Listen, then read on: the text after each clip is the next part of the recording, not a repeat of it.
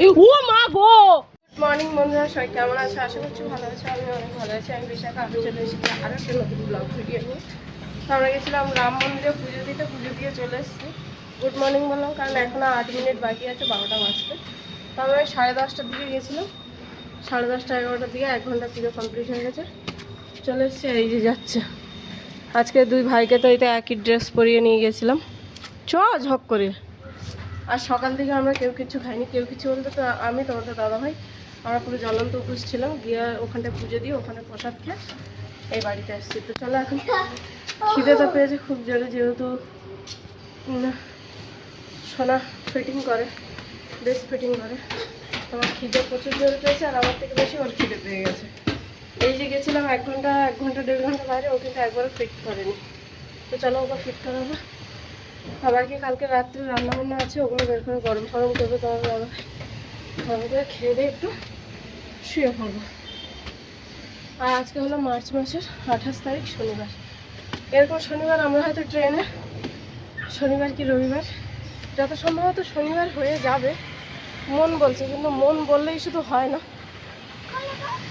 সকালবেলা এই যে সমস্ত কিছু ধুয়ে ধায়ে থালা বাসন মেজে ঘষে দিয়ে তারপরে বেরিয়েছিলাম আমরা। হেঁপে গেছি। দেখি দেখি আর চাপিস কেন ওরকম? তো দু ভাই একই জামা পরেছে, আমাদের বড়বাবু পরেছে এটা, ও পরেনি। তো চলো এখন খাবার দাবার গরম হোক, ওকে একটু ফিট করিয়ে দিই। দেখো বিছানা মাদুর ঝেড়ে পুরো কমপ্লিট হয়ে গেছে। গিয়ে এদিকে বসে পুরো কুঁকড়ে দিয়েছে। কুঁকড়ে দিয়ে ওই যে সকালে যে কাপড়গুলো ধোয়া হয়েছিল এইখানটা এই যে কাঁড়ি করে রেখেছি, পরে ভাঁজ করবো একটু পরে। না তো এখানটায় তোমাদের দাদা ভাই আজকের বানাচ্ছে ল্যাংচা। ল্যাংচা বানাচ্ছে। ল্যাংচার জন্য এই যে একটা গোলাপ জামুনের প্যাকেট আছে, প্রায় অনেক দিন হয়ে গেছিলো। এটা এরকম খুলে দিয়ে চলে গেছিলো, এর উপরে ইয়ে পড়ে যেত না, ওটা ইয়ে হলে ইয়ে হয় না, ফেটে যায় ভাজতে গেলে। এখানটা এই যে শিরা বানাচ্ছে, আর এই যে এলাচ,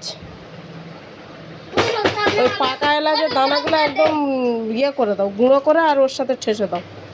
হ্যাঁ, হালকা করে দিয়ে ওইটুকুনি দিলেই হবে, বুঝতে? তেল কাঠের গন্ধটা বেরোবে না। আর ছালগুলো ওই শিরাতে দিয়ে দাও। একটা এলাচ হয়ে যাবে? হ্যাঁ, একটা এলাচ যথেষ্ট। কি হলো? কি না এখন না, না কালকে।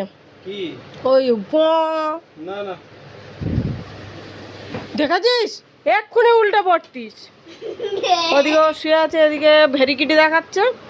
আর আজকের থেকে তো আইপিএল খেলা শুরু হয়েছে। আইপিএল খেলা না এটা, আজকের থেকে আইপিএল খেলা শুরু হয়েছে, টিভিতে আইপিএল খেলা চলছে।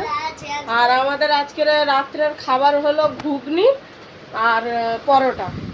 তো ঘুগনি হয়ে গেছে, পরোটা করার জন্য আটাটা ঠেসে রেখেছি ওই রাত্রেবেলার দিকে। বাবা এটা তো উঁচু হয়ে গেল কেন?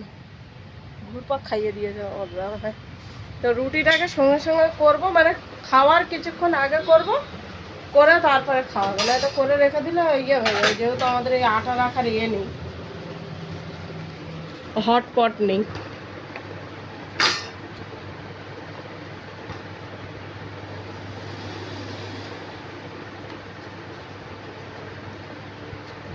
ঠিক আছে, যত ঠাসবে তত নরম হবে আর টেনে যাবে।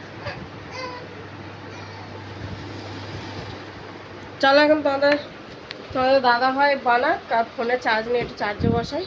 তোকে আমি একটু বই নিয়ে বসতে বললাম, ঠিক আছে? তুই ওর সাথে রং তামাশা করছিস।